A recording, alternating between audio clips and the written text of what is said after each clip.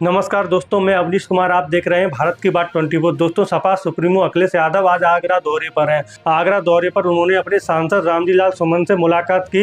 मुलाकात करने के बाद वो मीडिया के सामने आए। मीडिया के सामने आते ही उन्होंने योगी आदित्यनाथ और करड़ी सेना पर जमकर हमला बोला। उन्होंने कहा है करड़ी सेना योगी आदित्यनाथ के इशारे पर काम कर रही है। आइए सुनते हैं उन्होंने क्या बोला। लोकतंत्र में, आज़ाद देश में इस तरह की भाषा और व्यवहार किसी के साथ नहीं हुआ होगा जिस तरह का हमने अपने व्यवहार और भाषा को देखा है। ये जो तलवारें लहराई जा रही थी, ये भोले सीधे साधे लोगों का फायदा उठा रहा था कोई। मैं इस बात को इसलिए कह रहा हूं, जिसने मुझे मारने का कहा कि मैं गोली मार दूंगा, वो बहुत ही गरीब, भोला भाला, सीधा इंसान है। इसी तरह बहुत सारे भोले भाले लोग आए थे, उन्हें कठपुतली की तरह इस्तेमाल किया जा रहा था। उन्हें ये भी नहीं पता था कि उनके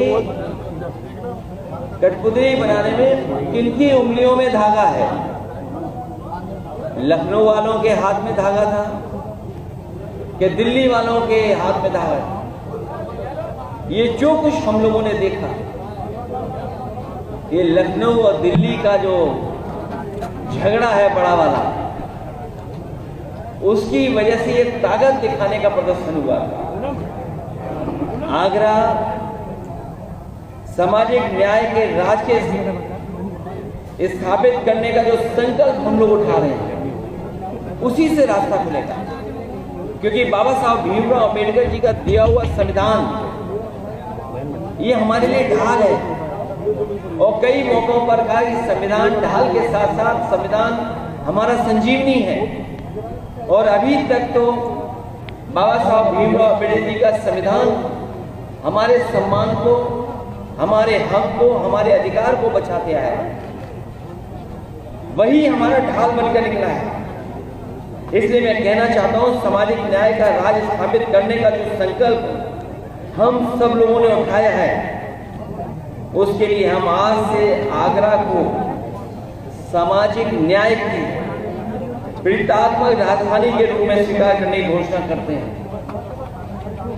क्योंकि आगरा जैसी जगह पर ही संकल्प लेना हम समाजवादियों के लिए बड़ी बात होती है।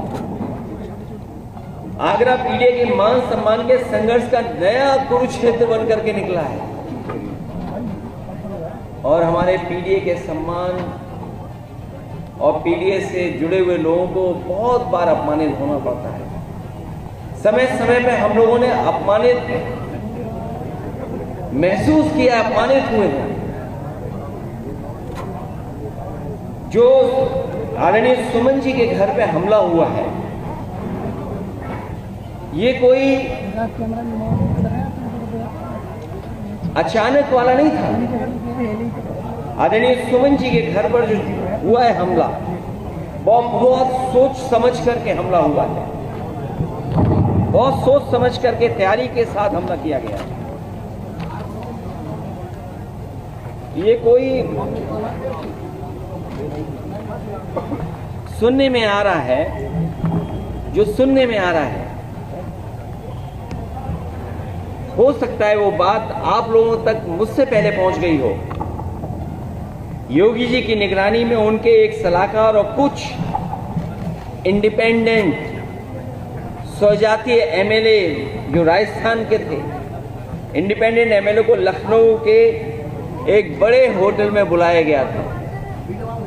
फिर इस मुद्दे की पटकथा उस सीएम के सलाहकार ने इन स्वजाती एमएलए के साथ मिलकर लिखी कि राजस्थान और यूपी के कुछ अराजक तत्व और योगी सेना को फंडिंग की, ताकि ये माहौल बनाया जाए जिससे दो फायदे हों। आपने आगे बंबू लगा रखा है क्या? अच्छा, और क्या? केंद्र की बीजेपी सरकार को ये बताया जाए कि राजपूत योगी के साथ है और योगी की सीएम कुर्सी बनी रहे।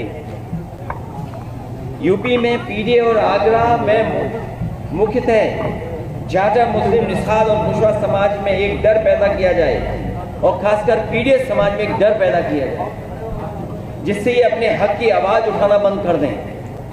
इन सब के पीछे सरकार का सपोर्ट और फंडिंग थी। किसने खाने का इंतजाम किया, किसने टेंट का इंतजाम किया, कौन कुर्सी का इंतजाम करा रहा था, कौन हॉस्टल में रुकवा रहा था, कौन होटल में रुकवा रहा था। इस सब के पीछे सरकार का सपोर्ट और फंडिंग है। कई एजेंसियां जो योगी जी के सेना की गाड़ी के काफिले नफरत वाले रील्स और असलों की फोटो को वायरल करते हैं। आखिरकार ये वायरल कौन करता है, ये फोटो को, रील्स को? उसके पीछे कौन है, कौन फंडिंग कर रहा है?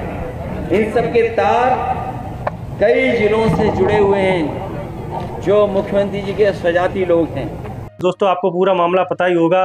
समाजवादी सांसद के द्वारा राणा संगा जी पर जो भी विवादित बयान दिया गया था कि वो गद्दार है, उसके बाद ये मामला तेजी से बढ़ता हुआ चला गया। दोस्तों कड़ी सेना का कहना था कि उनके पूर्वजों के बारे में जो भी अभद्र टिप्पणी की गई थी उस पर समाजवादी पार्टी के सांसद रामजी लाल सुमन माफी मांग लें तो ये मामला शांत हो जाएगा। लेकिन समाजवादी पार्टी के सांसद के द्वारा माफी तो मांगने की बात दूर रही, उन्होंने ये कह दिया है कि वो मर जाएंगे लेकिन माफी नहीं मांगेंगे। इसके बाद मामला बढ़ता चला गया।